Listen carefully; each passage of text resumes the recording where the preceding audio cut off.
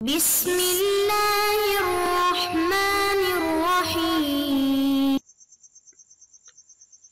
اعوذ باللہ من الشیطان الرجیم بسم اللہ الرحمن الرحیم۔ عزیز طلباء کرام، امر دہم میں صحیح اور عام کے بحث میں ہم نے دونوں اطراف کے ادلہ کو ذکر کیا، امور مقدماتی کو بھی بیان کیا، اور پھر مصنف نے بقیہ امور کے ذریعے تین امور کی طرف اشارہ کرنا چاہا تھا، جس میں سے ہم نے امر اول اور دوم کو کل پڑھا تھا۔ آج تیسرے عنوان میں یہ ہے کہ اگر کسی چیز کے مامور بہ میں داخل ہونے کے بارے میں شک ہو جائے، چاہے وہ چیز امر وجودی میں سے ہو یا عدمی ہو، تو اس کے لیے کیا قاعدہ اور قانون ہوگا۔ اس سے پہلے کہ ہم اس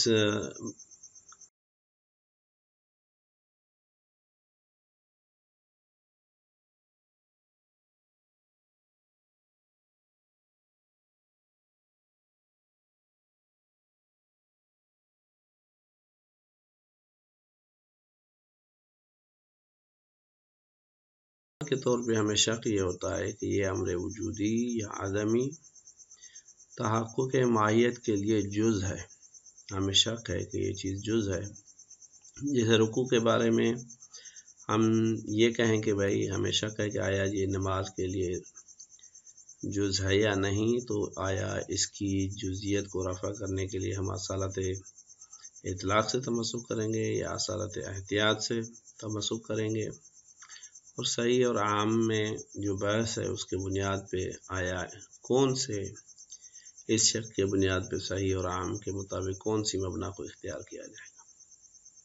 لہذا ایک مرتبہ کسی چیز کی جزیت کے بارے میں، چاہے وہ امر وجودی ہو چاہے وہ امر عدمی ہو، دونوں صورتوں میں اس کی جزیت کے بارے میں شک ہوتا ہے۔ دوسری مرتبہ اس امر وجودی یا عدمی کے شرطیت کے بارے میں شک کرتے ہیں تحقق ماہیت کے لیے کہ آیا وہ شرط ہے یا نہیں، جیسے طہارت جو ہے وہ نماز کے لیے شرط ہے، تو یہ تحقق ماہیت کے لیے شرط ہے۔ دوسرے جو شک ہے وہ ماہیت کے لیے شرط نہیں ہے، بلکہ فرد ماہیت کے تشخص کے لیے شرط ہے، کہ اگر وہ تشخص پیدا ہو تو مثال کے طور پہ فرد بنحو اکمل انجام پائے گا، یا اس کا ثواب زیادہ ہوگا، یا اسی طرح کی دوسری چیزیں۔ تو یہاں پہ بھی جو شک ہے وہ یا تو جزیت میں ہوگا کہ فرد ماہیت کے تشخص کے تحقق کے لیے ایک چیز کے جزیت کے بارے میں ہم شک کرتے ہیں۔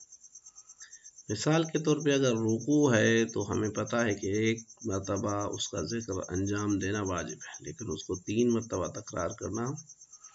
اس کے بوجہ اکمل تکمیل کے لیے مفید ہے۔ چوتھی مرتبہ جو شک ہوتا ہے وہ اسی فرد ماہیت کے تشخص کے تحقق کے لیے شرطیت میں شک ہوتا ہے۔ مثال کے طور پہ انسان نماز گھر میں بھی پڑھ سکتا ہے، لیکن مسجد میں نماز پڑھنا اس کے ثواب کے زیادہ ہونے اور بیشتر ہونے کا سبب بنتا ہے۔ تو یہاں پہ بھی تشخص ماہیت کی تکمیل، فرد ماہیت جو ہے اس کا تشخص، اس کا تحقق جو ہے وہ بنحو احسن ہو، اس میں ایک چیز کا شرط ہے۔ تو یہ چوتھا شک ہو گیا کہ جو ہم مامور بھی میں دخالت کے اعتبار سے انجام دیتے ہیں۔ پانچواں مورد جو ہے وہ یہ ہے کہ بھائی ہمیں پتہ ہے کہ یہ چیز نہ مامور بھی کے ماہیت کے تحقق میں جزیت کی حیثیت رکھتا ہے، نہ شرطیت کی حیثیت، نہ فرد ماہیت کی جزیت یا شرطیت کے تحقق اور تشخص میں اس کا کوئی کردار ہے، بلکہ یہ چیز ایسی ہے جو بے نفسی ہی مولا کے لیے محبوب ہے، محبوب نفسی ہے مولا کے لیے، لیکن اس کی جگہ جو ہے وہ ضمن عبادت ہے۔ مولا چاہتا ہے کہ اس معمول بھی کے درمیان وہ انجام پائے، جیسے قنوت نہ اس کا نماز کے ساتھ ڈائریکٹ ربط ہے، نہ اس کے لیے وہ شرطیت رکھتا ہے، نہ جزیت رکھتا ہے، لیکن امر ایسا ہے کہ مولا چاہتا ہے کہ یہ حتماً جو ہے وہ انجام پائے۔ تو اب اس اعتبار سے یہ 5 جو اقسام ہیں ان میں سے کون سا محل بحث میں داخل ہے، کون سا خارج ہے، کس طرح سے ہے، اس چیز کو ہم اس امر میں پڑھیں گے۔ لہذا کہتے ہیں الثالث، یعنی بقیہ امور میں سے جو تیسرا امر ہے وہ یہ ہے کہ ان دخل شیء وجودی او عدمی فی المامور بہ، کہ اگر کوئی چیز دخالت رکھے، اب چاہے وہ چیز وجودی ہو یا عدمی ہو مامور بہ میں، تو اس کے دخالت کے 5 اقسام ہیں۔ تارتاً بأن یکون داخلا فیما یأتلف منہ ومن غیرہ، ایک مرتبہ یہ شیء وجودی یا عدمی داخل ہے ایک ایسے مرکب کے اندر کہ وہ مرکب یأتلف منہ ومن غیرہ، وہ مرکب اس امر وجودی اور عدمی اور اس کے غیر کے ساتھ مل کے بنتا ہے۔ جیسے نماز جو ہے اس میں رکوع جو ہے وہ اس طرح سے شامل ہے کہ نماز رکوع اور غیر رکوع کے ساتھ مل کے بنتی ہے۔ وجعل جملۃ متعلقا للامر، اور اس پورے کو جو ہے نا مرکب کو مامور بہ قرار دیا گیا یا متعلق امر قرار دیا گیا۔ فیکون جزءا لہ وداخلا فی قوامہ، اگر اس چیز کی دخالت اس طرح سے ہو تو یہ جو ہے نا چیز جز ہوگی اس مرکب کا، اور اس مرکب کے قوام اور تحقق میں اس کی دخالت ہوگی۔ وأخرى بأن يكون خارجا عنہ، دوسرا مورد یہ ہے کہ وہ چیز جو ہے وہ اس مرکب کے اندر داخل نہیں ہے، اس سے خارج ہے، لکنہ کان مما لا یحصل الخصوصیۃ المأخوذۃ فیہ بدونہ، لیکن وہ خارج ہونے کے باوجود ایسی کنڈیشن میں ہے کہ اس میں جو خصوصیت کا لحاظ کیا گیا ہے وہ اس امر وجودی آدمی کے بغیر حاصل نہیں ہوگا۔ کما اذا اخذ شیئا مسبوقا او ملحوقا به او مقارنا له متعلقا للامر، مثال کے طور پہ وہ چیز آدمی یا وجودی اس مرکب سے پہلے، جیسے وضو نماز سے پہلے یا اس کے بعد، مثال کے طور پہ ہم کہیں سلام جو ہے نماز کے بعد ہے، سلام تو جزء داخلی ہو جائے گا، کوئی اور چیز جو بعد میں شرط ہو، یا مقارن ہو، مثال کے طور پہ قبلہ رخ ہونا، تو یہ متعلق امر بن جائے۔ تو اس صورت میں یہ چیز جو ہے فیکون من مقدمات ہی لا مقومات ہی، یہ چیز جو ہے وہ اس کے اجزاء میں سے حساب نہیں ہوگی جو اس کے مقومات ہوتے ہیں، بلکہ یہ اس کے شرائط میں شامل ہوگی جو بعنوان مقدمات حساب ہوتے ہیں۔ تو یہ پہلا مورد ہو گیا 5 صورتوں میں، یہ دوسرا مورد ہو گیا کہ یہ دونوں جو ہیں وہ شرط ہیں تحقق مائیت کے لیے۔ اب 2 یہ جو باقی رہتے ہیں ان کی طرف بھی مصنف اشارہ کرتا ہے، کہتا ہے وَثَالِثَةً بِأَن يَكُونَ مِمَّا يَتَشَخَّصُ بِهِ الْمَأْمُورُ بِهِ، ایسی یہ امر وجودی اور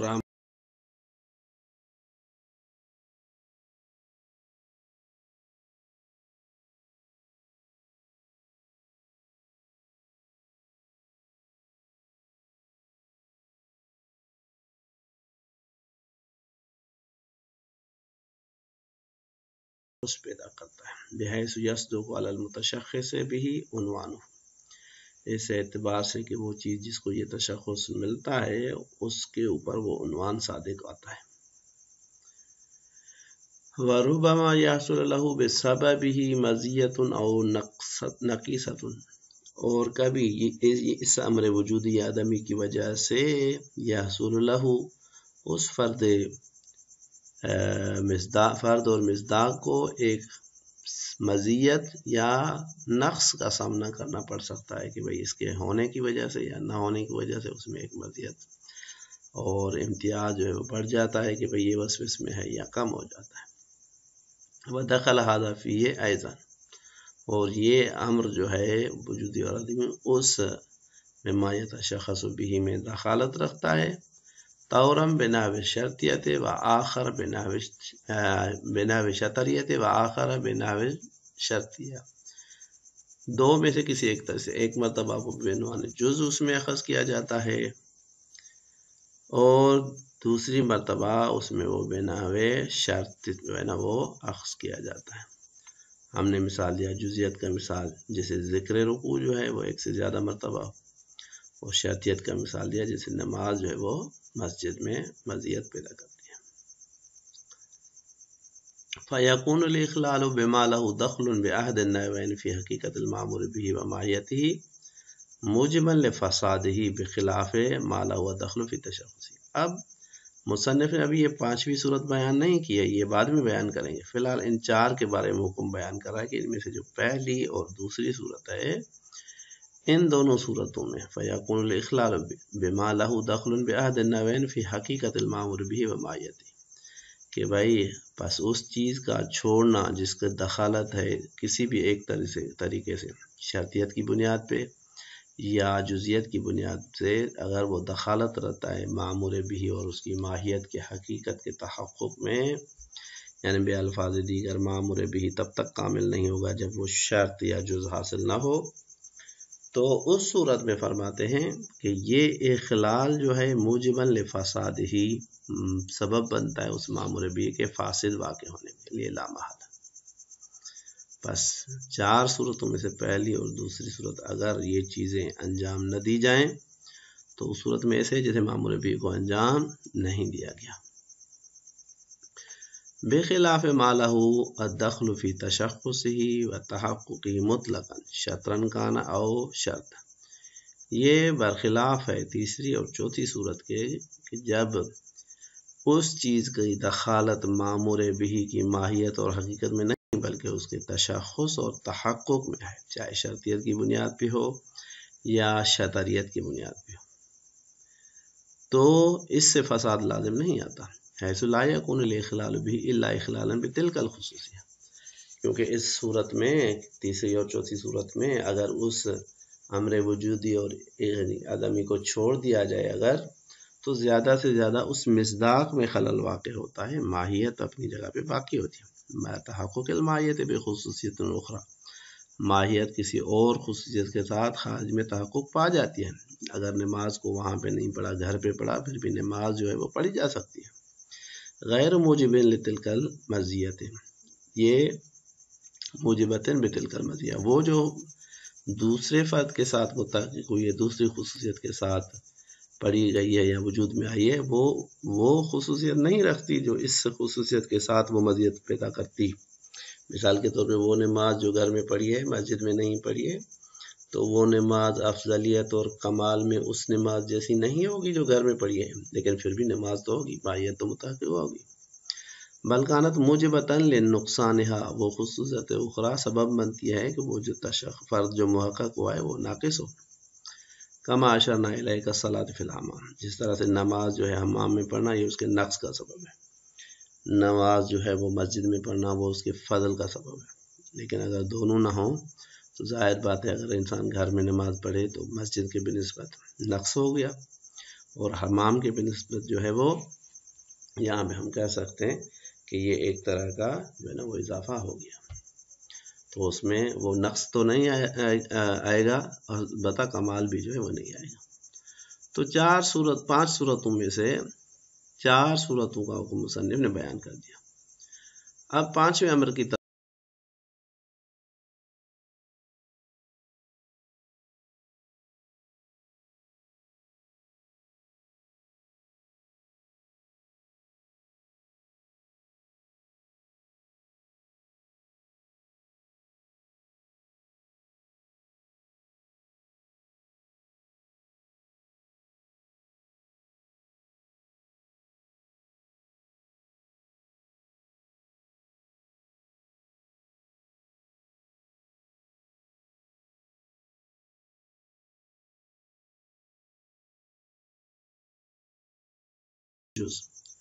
والا فی خصوصیتی و تشخصی، اسی طرح سے اس چیز کا اس معمول بھی کے خصوصیت اور تشخص میں بے الفاظ دیگر فرد کے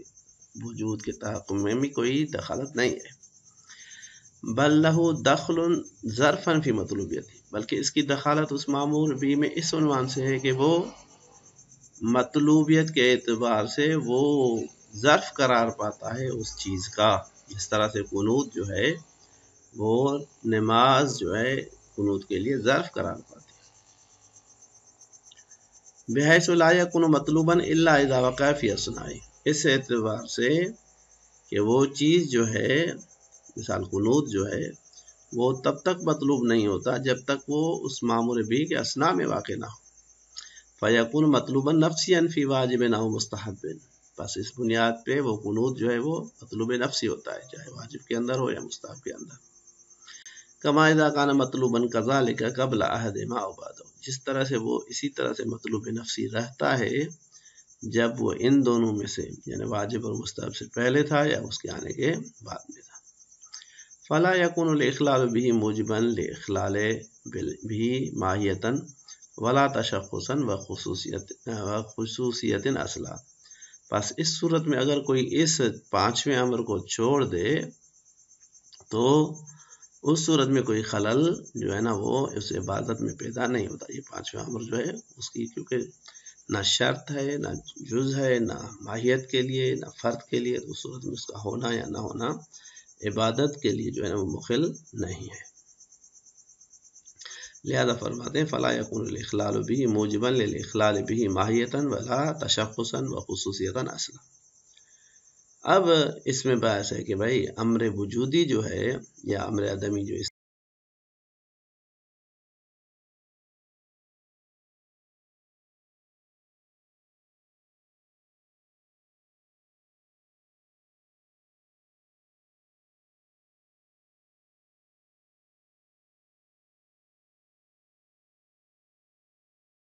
یا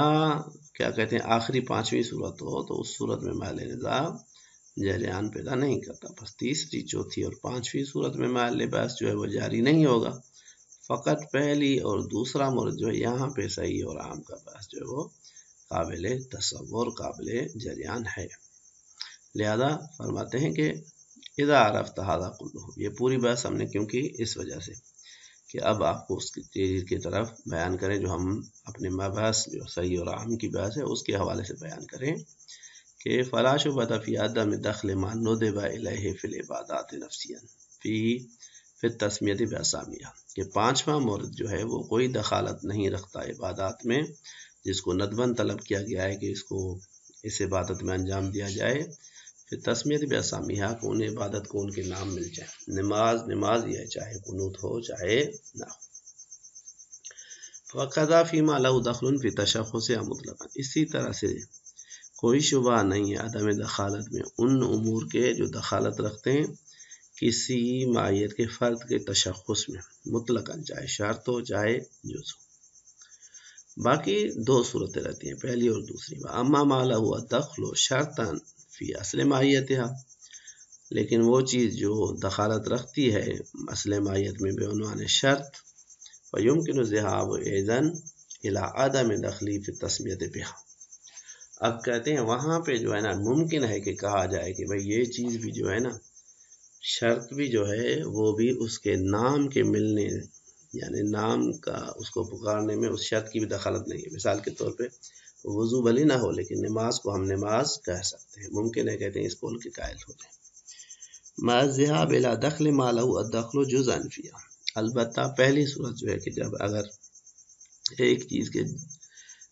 جز ہونے کے بارے میں ہم بحث کریں کہ وہ جز ہے یا نہیں،